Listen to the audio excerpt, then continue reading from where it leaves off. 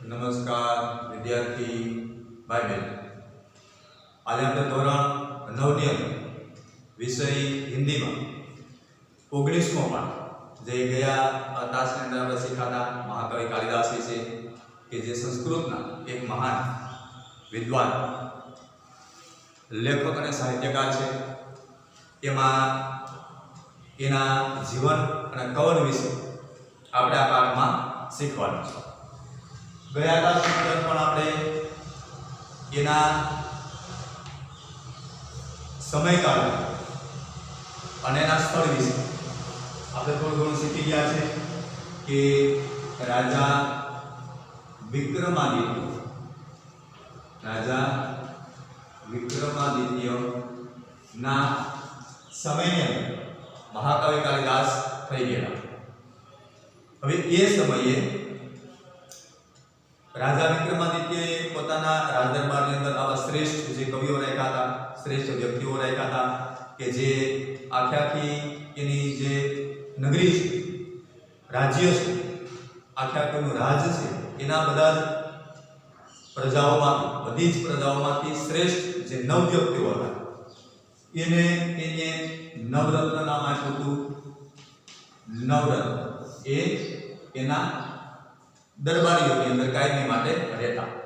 કોના? તો કે રાજા વિક્રમાદિત્ય એના દરબારની અંદર આ નવરત્ન એટલે શ્રેષ્ઠ સારા વ્યક્તિઓ, અને એ સારા વ્યક્તિઓ દરેક ક્ષેત્રની અંદર જાણકાર હતા, માહિર હતા, જ્ઞાની હતા, હોશિયાર હતા, અને એ આખા નગરની અંદર જ્યારે જરૂર પડે જે વિષયમાં એને એ રાજાને મદદ કરતા, એને સહાયરૂપ બનતા। હવે એ રાજા પોતાના દરબારની અંદર આ બધા જ જે કવિઓ રાખતા એમાંના એક કોણ હતા? તો કે મહાકવિ કાલિદાસ।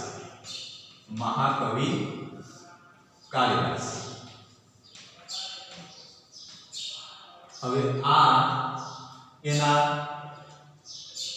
દરબારીઓ જે દરબારી કવિઓ એ કવિઓ શ્રેષ્ઠ કવિઓ હતા। એ કવિઓમાંના શ્રેષ્ઠ કવિ એ મહાકવિ કાલિદાસ। હવે રાજા વિક્રમાદિત્ય એ ક્યાંના હતા? રાજા તો કે ઉજ્જૈની નગરી એના એ રાજા। આ બધી બાબતો આપણે ગયા ક્લાસની અંદર થોડી જાણકારી મેળવી, એના વિશે શીખાતા પણ ખરા, એટલે પુનરાવર્તન કરીને જેથી આપણે ખ્યાલ આવે કે આ પાઠની અંદર આપણે એટલી બાબતો ઉજ્જૈની નગરી ના સમયની અંદર એ સમયમાં રાજા વિક્રમાદિત્ય રાજા હતા, એ સમયમાં મહાકવિ કાલિદાસ થઈ ગયા। હવે કાલિદાસ ના જીવન વિશે જે મૂળ વાત આપણે શીખવાની છે ત્યાંથી આપણો પાઠ અધૂરો છે। ગયા વખતે છેલ્લે તમને એવું કીધું હતું કે મહાકવિ કાલિદાસ નાના હતા, કિશોરાવસ્થા સુધી એ મૂર્ખ હતા, મતલબ કે એને કઈ ખબર ન પડે એવું એનું વ્યક્તિત્વ હતું। તો એ મોટા થઈ ગયા પછી એટલા બધા શ્રેષ્ઠ ઉન્નત મહાન કેવી રીતે બની શક્યા? આની એક સ્ટોરી, આની એક કહાની છે, જ્યાંથી આજે આપણે આગળ શીખશું કે આ મહાકવિ કઈ રીતે બન્યા, જે નાના હતા, કિશોરાવસ્થા સુધી એને બુદ્ધુ માનવામાં આવતા, મૂર્ખ માનવામાં આવતા। ક્યાં સુધી? તો કે કિશોરાવસ્થા સુધી। કિશોરાવસ્થા તક બુદ્ધુ એટલે કે મૂર્ખ માના જાતા હતા। મહાકવિ કાલિદાસ ને એના કિશોરાવસ્થા સુધીના જીવનકાળ દરમિયાન એને બુદ્ધુ કે મૂર્ખ સમજવામાં આવતા। તો એમાં એવું કયું પરિવર્તન આવ્યું? એવી કઈ ઘટના, કઈ બાબત, કયો પ્રસંગ એ બન્યો કે જેના કારણે એ મૂર્ખમાંથી મહાન બની ગયા?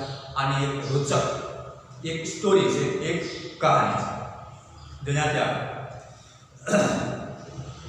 उन दिनों सादानंद नाम के एक राजा थे।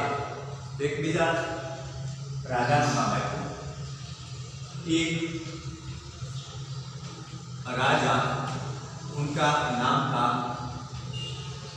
सारदानंद। तत्कालीन समय उन दिनों में ये समय में जे समय में महाकवि कालिदास થઈ ગયા એ સમયમાં એક રાજા જેનું નામ હતું શાरदानंद राजा ये समय में થઈ ગયા।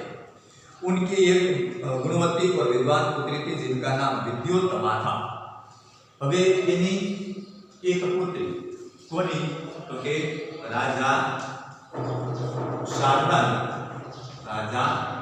शारदानंद की एक गुणवान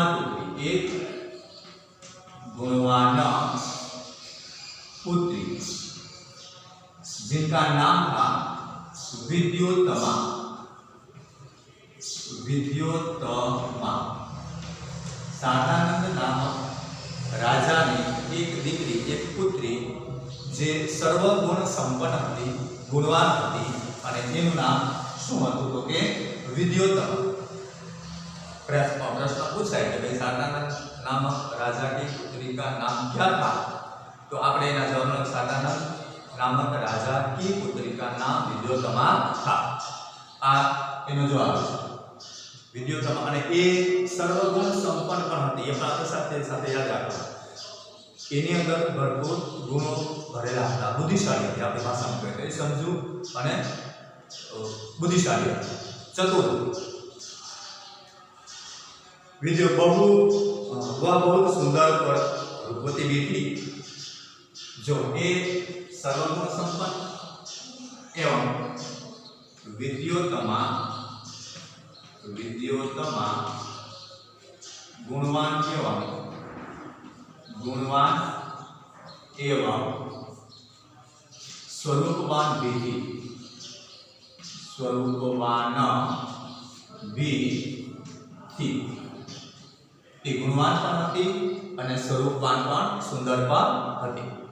જે શારદાનંદ નામના રાજા છે એની પુત્રી વિદ્યોત્તમા એ ગુણવાન પણ હતી અને સ્વરૂપવાન એટલે કે સુંદર પણ હતી। इसके रूप गुण और ज्ञान की प्रशंसा दूर दूर के देशों तक फैली हुई थी। विद्योत्तमा को अपने रूप गुण और ज्ञान का बड़ा घमंड था। अपने विवाह के संबंध में उसने एक घोषणा कर रखी थी कि जो उसे शास्त्रार्थ में हरा देगा उसी के साथ वह अपना विवाह करे। હવે વિદ્યોત્તમા એ પોતાના ગુણ અને રૂપનો એને ઘમંડ હતો। સ્વરૂપવાન પણ હતી અને ગુણવાન પણ હતી, પણ આ બે હોવું અને નિરાભિમાન હોવું એ સારી વાત છે। સ્વરૂપવાન હોવું અને ગુણવાન હોવું એ સારી બાબત છે, પણ એનો અહંકાર આવવો એ સારી વાત નથી, અભિમાન આવવું એ સારી વાત નથી, ન હોવું જોઈએ। પણ આ વિદ્યોત્તમા એક એવી રાજકુમારી હતી કે એ આ બે વસ્તુનો એને અભિમાન હતો, અહંકાર હતો। કઈ બે વસ્તુનો તો કે વિદ્યોત્તમા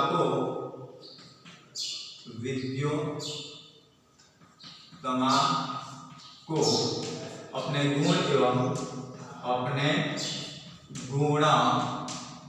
एवं स्वरूप એટલે કે એનું જે સુંદરતા એનું સ્વરૂપ का घमंड था अभिमान હતું। રૂપ એટલે કે સુંદરતા અને ગુણ એ ગુણવાન છે, એના ગુણો હતું, એટલે આ બે વસ્તુનો એને અભિમાન હતું કે મારા જેવું કોઈ સ્વરૂપવાન નહીં, મારા જેવું કોઈ જ્ઞાની નહીં, મારા જેવા કોઈ એનામાં ગુણ નથી, એવું એનામાં અહંકાર પણ હતો। હવે એના કારણે એ અભિમાની હતી, અહંકારી હતો, એનામાં આનો અહંકાર હતો, આ બે વસ્તુનો સ્વરૂપનો અને ગુણનો। હવે આગળ એને એવી વાત કરી કે વિદ્યોત્તમાએ પોતાના વિવાહ માટે પોતાના લગ્ન માટે એક એવી ઘોષણા કરી, એક એવી જાહેરાત કરી રાખી કે એના પિતાને પણ એ સૂચના આપી હતી કે હું એવા વ્યક્તિની સાથે વિવાહ કરીશ, એવા વ્યક્તિની સાથે લગ્ન કરીશ કે જે વ્યક્તિ મને શાસ્ત્રાર્થની અંદર પરાજિત કરે।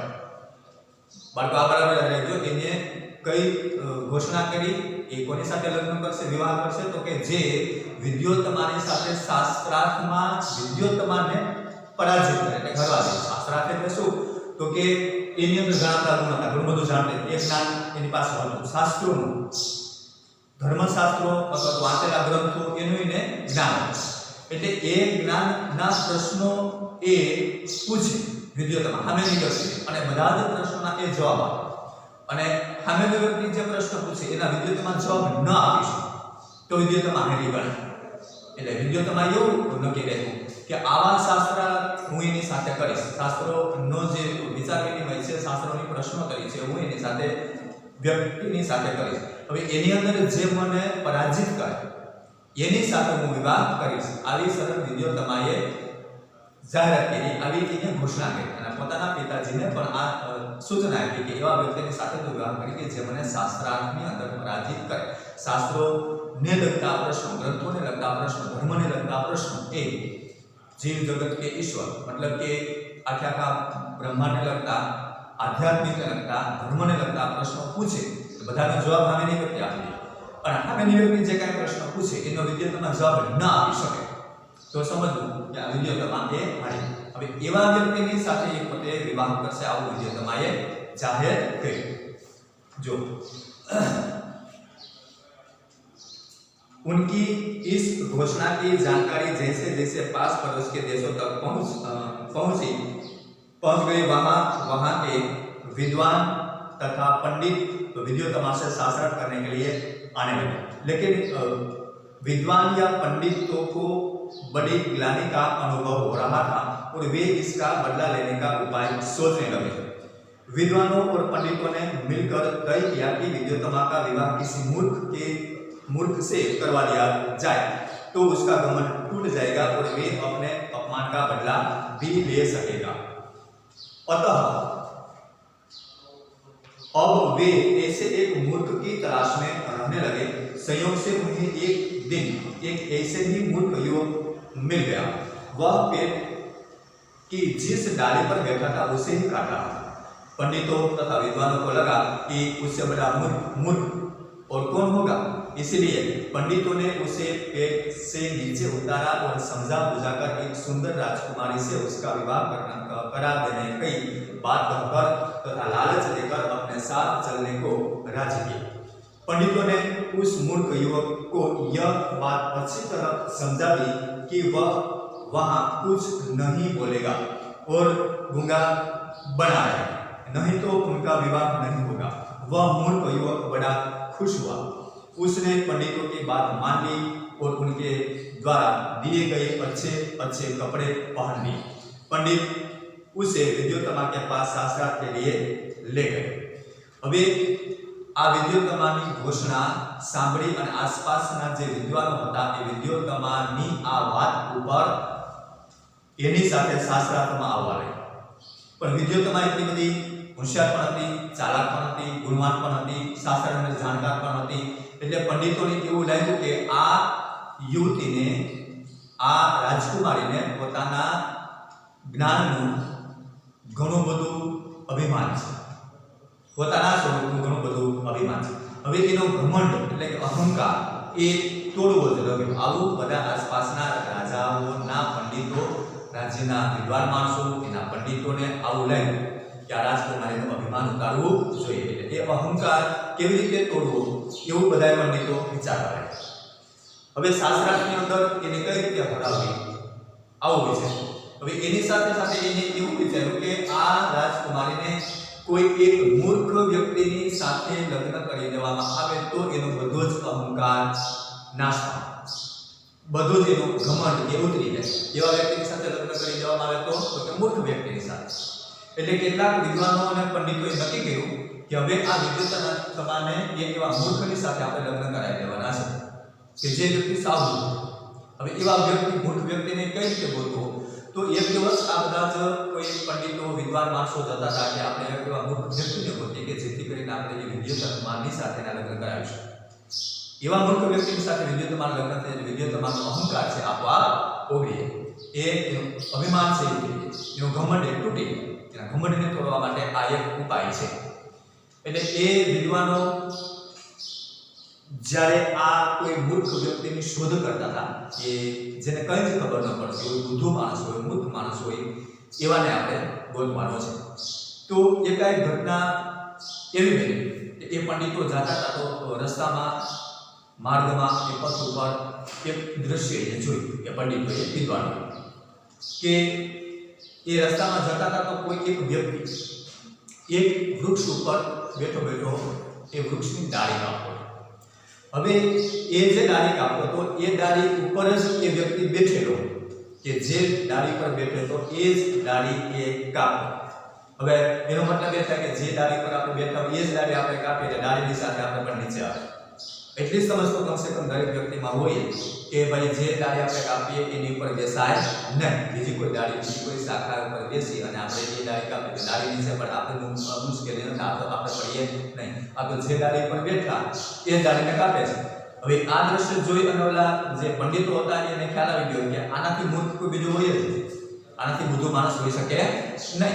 આ મહામૂર્ખ છે, કેમ કે એને એવું નક્કી કર્યું એ માણસ એ પંડિતો એવું નક્કી કર્યું કે જે માણસને એટલી પણ ખબર નથી કે જે ડાળી પર બેઠા છીએ એ આપણે ન કપાય એની સાથે આપણે પડીએ એટલી ખ્યાલ નથી આવતો એટલે આ માણસ ખરેખર સાવ મૂર્ખ હશે. પછી એ જે ડાળી કાપતો તો માણસ જે ડાળી પર બેઠો હતો એ જ ડાળી કાપતો એને નીચે ઉતારે. એને સમજાય કે જો અમે કહીએ એમ તું કરીશ તો તારા વિવાહ એક સુંદર કન્યા સાથે, સુંદર રાજકુમારી સાથે તારા લગ્ન અમે કરાવી દઈએ. તારા વિવાહ અમે એક એવી સુંદર રાજકુમારીની સાથે કરાવી દઈએ, પણ એની શરત એ કે અમે કહીએ એમ તારે કરવાનું છે. અને બીજી શરત કે તારે કાંઈ જ બોલવાનું નથી. ગુંગા રહેવું, ગુંગા શબ્દ એટલે કે મૂંગું રહેવું. મૂંગાને શું કહેવાય? ગુંગા. એ કાંઈ જ બોલવાનું નહીં, બોલ્યા વગર અમે કહીએ તારે કરવાનું છે. જો એ પ્રમાણે તું કરીશ તો તારા વિવાહ અમે એક સુંદર રાજકુમારી સાથે કરી. આવું એ પંડિતોએ એ મૂર્ખ માણસને સમજાવી દીધું કે એને વૃક્ષને નીચે ઉતાર્યો. આ બધી જ વાત એને સમજાવી દીધી અને એના નવા વસ્ત્રો આપી દીધા, નવા વસ્ત્રો પહેરાવી દીધા અને એક સરસ મજાનું બાહ્ય યજ્ઞ કરી અને એને આ બધી જ વાત એને સમજાવી અને એને વિદ્યુતમા પાસે લઈ ગઈ, જેથી કરીને એ વિદ્યુતમાના અભિમાનને તોડી શકે. એનું જે ઘમંડ છે એ ઉતારી શકે. આ પંડિતોનું મૂળ હેતુ આ કે એને ગુરુનું અભિમાન છે, એને શાસ્ત્રોનું અભિમાન છે, એને સ્વરૂપનું અભિમાન છે.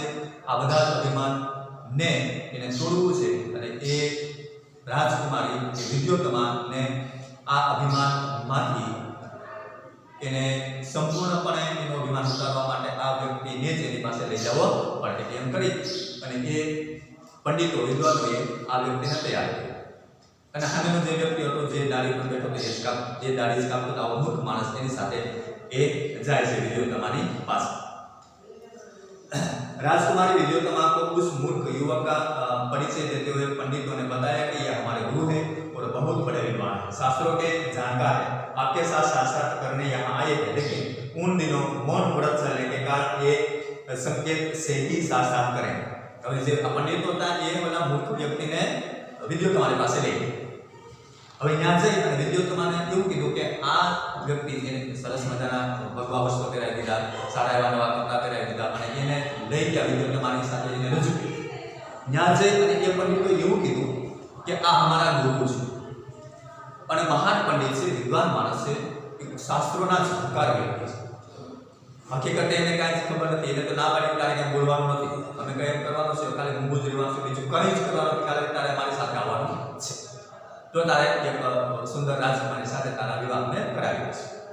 એટલે એને ખ્યાલ આવ્યો મારે કાંઈ બોલવાનું નથી। હવે બોલવાનું હતું આ વિદ્વાન પંડિતો, એટલે પંડિતોએ મૂર્ખ માણસને આગળ રજૂ કરી વિદ્યોત્તમાની સામે અને એવું કીધું કે આ અમારા ગુરુ છે, મહાન પંડિત છે, વિદ્વાન છે અને શાસ્ત્રના જાણકાર છે, બધું જ શાસ્ત્ર બધા જ ગ્રંથો એ જાણે છે, પણ અત્યારે એનું મૌન વ્રત ચાલે છે એટલે કાંઈ બોલશે નહીં, મૌન વ્રત છે એનું, એટલે અત્યારે કાંઈ બોલશે નહીં, એ માત્ર તમારી સાથે વાતો કરશે તો એ ઈશારાઓથી વાતો કરશે, બોલીને કંઈ વાત કરી શકશે નહીં, કેમ કે એટલા મહાન વ્યક્તિ છે, એટલા જ્ઞાની માણસ છે, એટલા પંડિત છે, એટલા શાસ્ત્રના જાણકાર છે, પણ હાલ પૂરતી એને મૌન વ્રત હોવાને કારણે એ કાંઈ જ બોલશે નહીં। આવું પેલા પંડિતોએ વિડીયો તમારે જઈને કીધું, તમારી સાથે સંકેતની ભાષા એ તમારી સાથે શાસ્ત્રાર્થ કરશે, શાસ્ત્રના પ્રશ્નો પૂછશે અને જવાબ આપશે, સંકેત માત્ર, સંકેત એટલે ઈશારાઓ।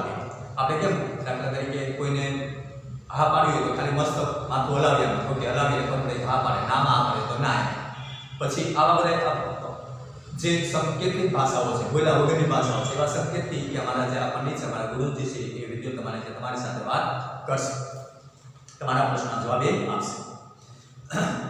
विद्योत्तमा पंडितों के यह छल भरी बात नहीं समझ सकी और शास्त्रार्थ के लिए तैयार हो गई। उसने युवक को एक उंगली दिखाई, उसका भाव था कि ईश्वर एक। હવે આ પંડિતોએ વિદ્યાર્થીઓને આ વાત કહી। હકીકતમાં તો આ જે માણસ હતો એ સાવ મૂર્ખ હતો, એને કાંઈ ખબર નથી, કોઈ પંડિત નથી, કોઈ વિદ્વાન નથી, એ ઉપરથી દાઢી જે કાપતો હતો એ દાઢી પર બેઠો તો ત્યાંથી પકડીને લઈ આવ્યો છે।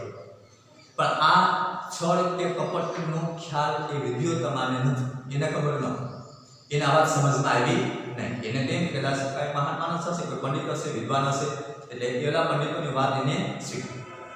અને પછી વિદ્યોત્તમાએ એક प्रश्न पूछा। जो विद्योत्तमा पंडित लोग की यह छल भरी बात न समझ सके, मूर्ख मानस ने एक महान कई अने लेवा आ बातें इन्हें समझ में न आई। उसने युवक को एक उंगली दिखाई, जिसका भाव था कि ईश्वर एक। पछी जे आ युवान हतो, मूर्ख युवान हतो, जेने पंडितो लई આવ્યા હતા, એને પ્રશ્ન પૂછ્યો વિદ્યોત્તમાએ એક આંગળી ઊંચી કરીને કે ઈશ્વર આ જગતની અંદર એક ઈશ્વર છે। શાસ્ત્રાર્થની અંદર આવા પ્રશ્નો પૂછવાના હોય છે, જ્ઞાનના પ્રશ્નો હોય છે, ધર્મના પ્રશ્નો હોય છે, અધ્યાત્મના પ્રશ્નો હોય છે। એટલે એને એક આંગળી ઊંચી કરીને એવું પ્રશ્ન પૂછ્યો કે ઈશ્વર એક જ છે। उस मूर्ख युवक ने समझा कि यह मेरी एक आंख फोड़ डालना चाहती है। उसने दो उंगलियां दिखाते हुए उसकी दोनों आंखें फोड़ डालने का संकेत किया। पंडितों ने इस संकेत का अर्थ विद्योत्तमा को समझाते हुए कहा, आप के प्रश्न के उत्तर में हमारे गुरुजी का कहना है कि ईश्वर और जीव दो। એટલે વિદ્યોત્તમાએ એક આંગળી ઊંચી કરીને કીધું કે આ જગત, આ બ્રહ્માંડ અંદર ઈશ્વર એક છે, ભગવાન એક જ છે, એવું વિદ્યોત્તમાએ કીધું। તો એના જવાબમાં ઓલો મૂર્ખ વ્યક્તિ હતો, એને ઈશ્વર ને જગત ને એના વિશે કઈ સમજ નથી, ધર્મ અને જ્ઞાન શાસ્ત્ર તો ક્યાં સમજતો હતો, તો મૂર્ખ વ્યક્તિ હતો। પણ ઈશ્વર એક છે એવું વિદ્યોત્તમાએ એને પૂછ્યું, એક આંગળી ઊંચી કરી। तो बोला मूर्ख व्यक्ति ने એવું લાગ્યું કે આ મારી છે એક આંખ ફોડી નાખવા માંગે, એક આંગળી એટલે શું કરશે તો કે એક આંખ ફોડી નાખશે। એટલે એને પોતાની જે મૂર્ખ વ્યક્તિ હતો આ લઈ ગયા હતા તો એને બે આંગળી આપી, એટલે કે જો તું મારી એક આંખ ફોડી નાખે તો હું તારી બે આંખ ફોડી નાખે એમ। એટલે એને બોલવાનું હતું ને, ખાલી આની સલાહથી વાત કરવાની હતી। એટલે એને કીધું કે તું મારી એક આંખ ફોડીશ તો હું તારી બે આંખો ફોડી નાખીશ। આવું બોલા મૂર્ખ વ્યક્તિ ખાલી બે આંખના ઈશારે પોતાના મનથી આવો જવાબ આપ્યો, બોલવાનું હોતું નહીં। પછી પેલા જે પંડિતોએ એ યુવકની મૂર્ખ યુવકની બાજુમાં ઊભા હતા, એને એવું કીધું વિદ્યાર્થીઓને કે અમારા ગુરુજી એ તમારા પ્રશ્નનો જવાબ એવો આપે છે કે તમારું કહેવાનું એમ છે કે ઈશ્વર એક છે। અમારા ગુરુજી એવું કહે છે કે એક ઈશ્વર અને એક જીવ, આ જગતની આ બે છે, સજીવોની અંદર બે આવે, જીવાત્મા, આત્મા અને જીવાત્મા। એટલે જીવ પણ છે અને ઈશ્વર પણ છે, બે છે। ખાલી ઈશ્વર છે એવું નથી, ઈશ્વર તો છે પણ એની સાથે જીવ પણ છે। એટલે એવી રીતે એને ના પંડિતોએ એને નો જવાબ આપ્યો।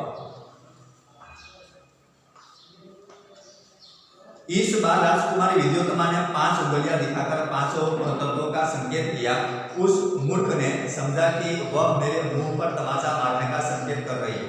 उसे मुट्ठी बांधकर तमाचे का घूस से देने का संकेत किया। पंडितों ने इस बार भी विद्योत्तमा को इस संकेत का अर्थ बताते हुए कहा, आपने 5 उंगलियों से 5 तत्वों का संकेत किया था, लेकिन हमारे गुरुजी का कहना है कि 5 तत्वों के मिलने से ही सृष्टि का निर्माण होता है, अलग अलग रहने से नहीं। એટલે વિદ્યોત્તમાને પહેલો પ્રશ્ન એક ઈશ્વર એટલે બીજી સાથે ઈશ્વર અને જીવ, જીવ અને પરમાત્મા, આત્મા અને પરમાત્મા બે, એને સાચું લાગ્યું, વાત એ સાચી છે। બીજો પ્રશ્ન વિદ્યોત્તમાએ પૂછ્યો, એમાં એને 5 આંગળી ઊંચી કરી, એટલે કે 5 તત્વો છે, આપણે જેને પંચમહાભૂતો કહીએ છીએ, જળ, પૃથ્વી, વાયુ, આકાશ, આ 5 એના તત્વો છે। અને પાણી, જળ, પૃથ્વી, વાયુ અને આકાશ, આ 5 મહાભૂતો છે, 5 તત્વો છે આ પૃથ્વીની અંદર રહેલા છે। એ 5 છે એવું વિદ્યોત્તમાએ આ મૂર્ખ યુવકને પ્રશ્ન પૂછ્યો। હવે ધ્યાન કે બોલવાનું છે ને, એને કે આ 5 તત્વો શું છે, પંચ મહાભૂત શું છે, એનો કાંઈ ખ્યાલ નથી।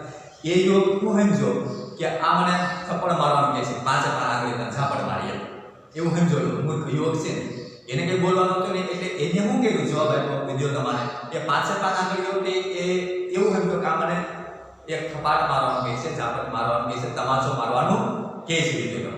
એટલે એને 5 આંગળીનો ભેગી મુઠ્ઠી વાળી મુક્કા, જેમ કે આપણે મુઠ્ઠી વાળી, એટલે એને કીધું જો તું મને થપ્પડ મારે તો હું તને મૂકો મારીશ એમ કરીને પાંચે પાંચ આગળ ભેગી એવો એનો પોતાના મનથી મૂર્ખ વ્યક્તિ આવું થયું છે એ તો કઈ બુદ્ધિશાળી છે ને હવે એને કઈ બોલવાનું નથી એટલે એની સાથે ઉભેલા પંડિતોએ જવાબ કેવો આવ્યો કે વિદ્યો તમારે કે અમારા ગુરુજી એમ કહે છે એનો જવાબ વિદ્યો તમારે કહે છે તમે પાંચ તત્વોની વાત કરો છો ને અમારા ગુરુજી એવું કહે છે કે પાંચે પાંચ તત્વો છે વાત સાચી પણ પાંચે પાંચ તત્વો ભેગા થઈ અને આ સૃષ્ટિ બની છે ખાલી પાણી ખાલી વાયુ કે ખાલી આકાશ કે ખાલી અગ્નિ કે ખાલી પૃથ્વી એવું છે નહીં કોઈ એક એક તત્વ નથી બધા જ ભેગા છે બધા ભેગા થઈ અને આ પૃથ્વીનું નિર્માણ થયું છે એટલે પંચ મહાભૂતો આ પાંચે પાંચ તત્વો એક સાથે રહેલા છે આવો પંડિતોએ વિદ્વાન જે માણસો હતા મૂર્ખ વ્યક્તિની સાથે પંડિતો હતા વિદ્વાનો હતા એ તો બધું શાસ્ત્રાર્થ જાણતા હતા એટલે એને આવો જવાબ છે વિદ્યો તમારે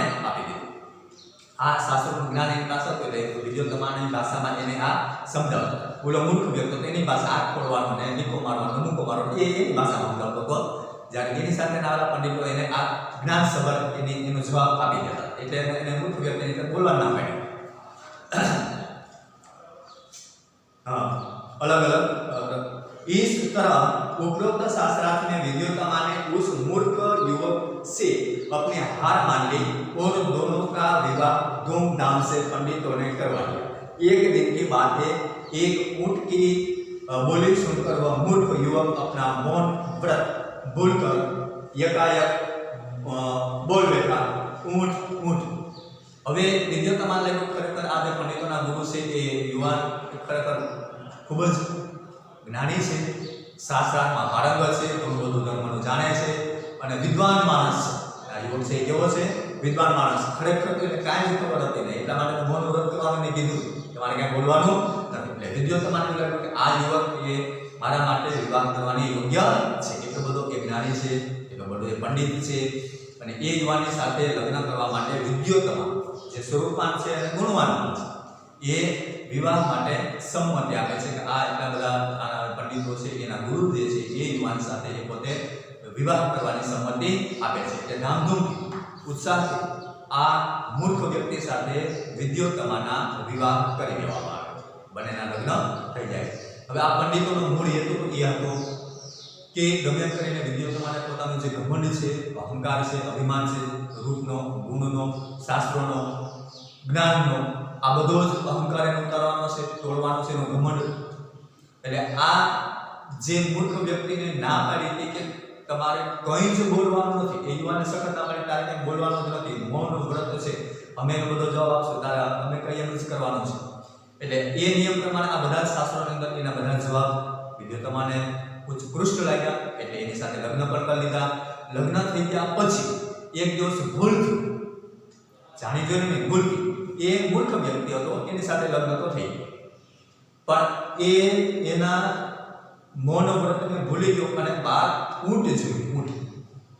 એ મૂર્ખ જે યુવાન હતો એ ઊંટ જોઈ ગયો ને એટલે બોલાય ઊંટ એવું બોલાય ખાલી બે જ શબ્દો બોલ્યા છો પણ બરાબર એ મૂર્ખ યુવાન હતો ઊંટ એવું બે ત્રણ વખત બોલ્યું એટલે વિદ્યોત્તમાને તરત જ ખબર પડી ગઈ આ કાંઈ ખાલી અત્યાર સુધી તો મૌન જ હતો મૌન વ્રતની અંદર તો કાંઈ ખબર પડે નહીં બોલ્યો તો ખ્યાલ આવે એટલે મૌન વ્રતમાં તો એ વિદ્યોત્તમા એવું જ માનતી હતી કે આ જ્ઞાની છે પંડિત છે મહાન છે અને શાસ્ત્રાર્થને પારંગત માણસ છે મારા કરતાં પણ ચડિયાતો માણસ છે આ યુવાન છે એ એટલો બધો પારંગત અને હોશિયાર છે પહેલી વખત આ શબ્દો એ વિદ્યોત્તમાએ સાંભળ્યા મૌન વ્રત તોડ્યું આ યુવાન મૂર્ખ હતો એની એટલે આ સાંભળી ગયું કોણ વિદ્યોત્તમા કયા શબ્દો ऊंट जोઈને આ शब्द એ વિદ્યોત્તમા સાંભળી જો उसको बोलते सुनकर विद्योत्तमा चौंक उठी उसे पता चला कि उसका पति कोई विद्वान पंडित नहीं बल्कि एक बहुत बड़ा मूर्ख है पंडितों की सरल भरी बातों का अर्थ अब उनकी समझ में आ गया विद्योत्तमा को बहुत मानसिक दुख पहुंचा और उसने अपने महल में कालिदास के प्रवेश पर रोक लगा दी और द्वार बंद कर दिए कठोर उपासना से उसे मां कालिका वरदान प्राप्त हुआ तो उसे कालिका वरदान होने के कारण कालिदास नाम प्राप्त हुआ शीघ्र ही कालिदास सारी विद्याओं को सीखकर प्रवीण हो गए राजनीति धर्मशास्त्र और साहित्य का अच्छा ज्ञान प्राप्त कर वह फिर से विद्योत्तमा के पास लौटे द्वार तब भी बंद था कवि ने अपने विद्वान होने के प्रमाण स्वरूप संस्कृत में द्वार खोलने के लिए विद्योत्तमा से प्रार्थना की। अनावृत कपाट द्वार देही। जेवी विद्योत्तमा ने खबर पड़ी गई आ बे शब्दों पर बोले के आ तो कोई मूर्ख व्यक्ति है, आ कोई महान व्यक्ति नहीं, आ कोई गुणवान नहीं, आ कोई पंडित नहीं, आ कोई ज्ञान में जानकार नहीं, आने कई शास्त्र की खबर नहीं। એટલે તરત જ એને પોતાના મહેલના દરવાજા આ મૂર્ખ વ્યક્તિ માટે એની પ્રવેશ બંધી કરી દીધી, પ્રવેશ બંધ। એને પોતાના મહેલની અંદર આ મૂર્ખ યુવકને આવવાની મનાઈ કરી દીધી કે હવે પછી આ યુવક મારા મહેલની અંદર આવી શકે નહીં, કેમ કે આ તો મૂર્ખ વ્યક્તિ છે, છેતરીને કપટ કરીને એને મારી સાથે લગ્ન કરી દીધા છે। એ ખ્યાલ હવે વિદ્યોત્તમાને હવે આવ્યો છે। એટલા માટે આ જે મૂર્ખ યુવક હતો એ ખુદ બહાર નીકળી જાય છે। હવે એને વિદ્યોત્તમા પાસે જઈ શકાય એમ નથી, એના માટે પ્રવેશ બંધ છે, એના દરવાજા બંધ કરતા, એ યુવક માટે કાયમ માટે દરવાજા બંધ, એના માટેના દરવાજા આ યુવક માટે પ્રવેશ બંધ કરી દીધો, હવે અંદર જઈ શકાય એમ નથી। હવે ત્યાંથી જો પરિવર્તન આવ્યું, આ મૂર્ખ યુવક હતો એ ત્યાંથી જતો રહે છે। પછી એ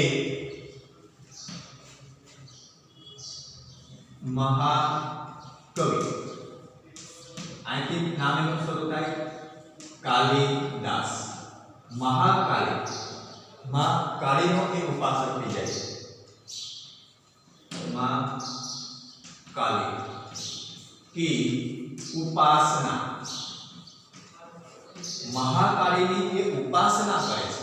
जे मूर्ख व्यक्ति हतो ए खुद कालिदास हतो, जे डाળી पर बेसी અને એ डाળી કાપતા હતા એ મૂર્ખ યુવાન બીજું કોઈ જ નહીં, કોણ? महाकवि कालिदास। પછી વિદ્યોત્તમાએ એના ઉપર એના માટે પ્રવેશ બંધ કરી, એના માટે આવવાની મનાઈ કરી દીધી, એના મહેલની અંદર પ્રવેશ બંધ, એના આવવાની ના પાડી દીધી। પછી એ ત્યાંથી જતો રહે છે ક્યાં? તો કે મહાકાલીની ઉપાસના કરવા। ઉપાસના કરી અને એટલી બધી એની ઉચ્ચ કક્ષા સુધી જ્ઞાન સમજણ વિદ્યા પ્રાપ્ત કરી લે છે। महाकवि કોની ઉપાસના કરી છે? તો કે महाकवि काली की उपासना, मां काली की उपासना, आपणी भाषामां कहीए महाकाली नी उपासना। અને એટલા જ માટે એનું નામ પણ શું પડ્યું છે? કાલિદાસ। मां काली का दास એનો સેવક મહાકાલીની ઉપાસના કરે છે, એક સંત બની જાય, સાધુ બની જાય, ધ્યાન કરે છે અને એમાંથી એ સંસ્કૃત શીખે છે અને એના આધારે એ મહાન જ્ઞાન પ્રાપ્ત કરે છે। महाकाली ना वरदान थी, महाकाली नी उपासना थी ए घणुं बधुं शीखी जाय छे, मूर्खमांथी ए ज्ञानी बनी जाय छे अने एना उपरथी एनुं नाम ए कालिकादास। कालिकादास महाकाली, मां कालीनो दास महाकाली, अने एना उपरथी नाम शुं पड्युं तो के कालिदास। बधुं ज ज्ञान समजण ए शास्त्रो बधुं ज शीखी अने पछी फरी वखत ए विद्योत्तमानी पासे आवे छे अने आव्या पछी तोय त्यारे तो एना माटे द्वार बंध ज हता। कालिदास माटे विद्योत्तमाना द्वार बंध हता। हवे एने खोलवा माटे प्रयास करे छे। हवे एने खोलवा माटे ज्यारे के प्रयास करे छे त्यारे अंदरथी विद्योत्तमा कहे छे के तू ज्ञानी ज बनी गयो, के शास्त्र पारंगत थई गयो, के महान थई गयो, के पंडित थई गयो, एनी खातरी मने कई रीते थाय?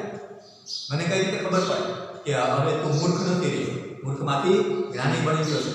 हवे एनी परीक्षा ए कई मने केम ख्याल आवे के तू ज्ञानी छे? तो एना जवाबमां कालिदास मूर्खमांथी जे महान बन्यो छे, महाकालीनी उपासना करीने महान बन्यो छे।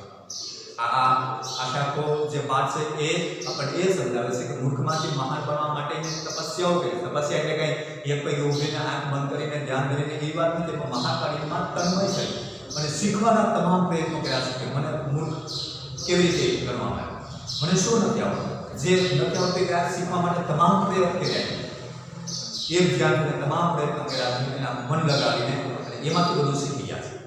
संस्कृत भाषा सीखी गया है, एटલું જ नहीं संस्कृत ની અંદર એને ગ્રંથ પણ લખવા ચાલુ કર્યો। જો એના જવાબ વિદ્યાર્થીઓને પૂછ્યું કે એ યુવક મહાન બની ગયો તો જ્ઞાન બની ગઈ, મને કઈ રીતે ખબર પડી?